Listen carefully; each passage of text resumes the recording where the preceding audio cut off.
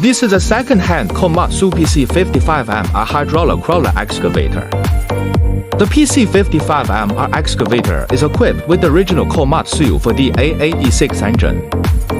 The core components are all original. Mini excavators are flexible in operation, widely used in construction and farm. Excavator bucket and matching them clamp. Power is 28.5 kilowatt. The bucket capacity is 0.15 cubic meters.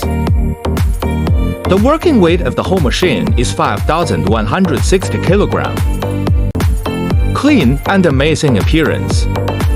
Good performance, very flexible. Used excavators are more cost-effective.